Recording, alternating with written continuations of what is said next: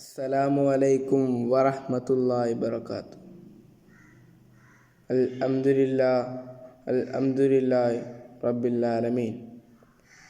അസ്സലാത്തു വസ്സലാമു അലാ അഷ്റഫിൽ മുർസലീൻ വഅലാ ആലിഹി വസ്ഹബി അജ്മഈൻ. അമാ ബഅദ്. ബഹുമാനപ്പെട്ട ഉസ്താദുമാരെ, സ്നേഹം നിറഞ്ഞ കൂട്ടുകാരെ, ഞാനിവിടെ നിങ്ങൾക്ക് മുന്നിൽ പറയാൻ പോകുന്നത് ഇസ്ലാം എന്ന വിഷയത്തെക്കുറിച്ചാണ്.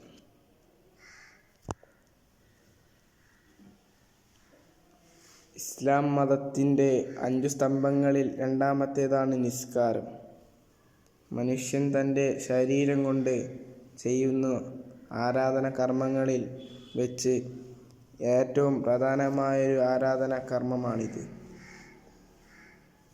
അള്ളാഹുവിനോടുള്ള വിനയവും വിധേയത്വവും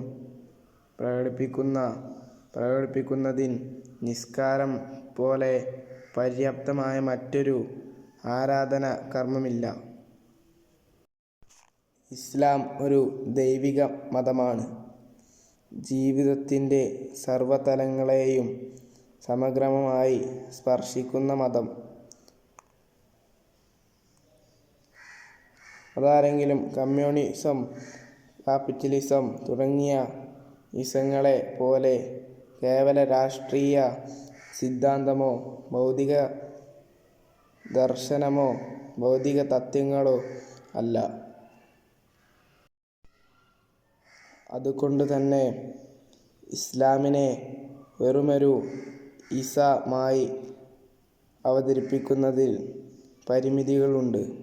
പ്രത്യേകിച്ചും ഇസ്ലാമിസം, ഇസ്ലാമിസ്റ്റുകൾ തുടങ്ങിയ പ്രയോഗങ്ങളിൽ.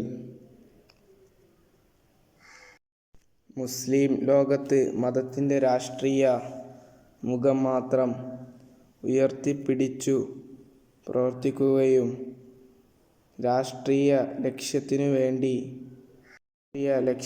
വേണ്ടി മതത്തെ ഉപയോഗപ്പെടുത്തുകയും ചെയ്യുന്ന പ്രസ്ഥാനങ്ങളെ വിശേഷിപ്പിക്കാൻ പടിഞ്ഞാറ് കണ്ടെത്തിയ സങ്കോചിത വാക്കാണ് ഇസ്ലാമിസം.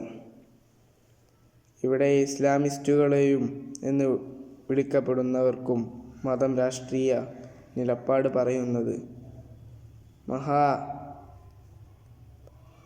മഹാഭാരതമായ കാണുന്നവർക്കും ഒരുപോലെ പിഴച്ചിട്ടുണ്ട്. ഒരു ദിവസം 5 നേരത്തെ നിസ്കാരം നിർവഹിക്കേണ്ടത് ഓരോ മുസ്ലിമിനും നിർബന്ധമാണ്. ഇതവനെ നിരന്തരം അള്ളാഹുവിനെ കുറിച്ചു ഓർമ്മിപ്പിക്കുന്നു.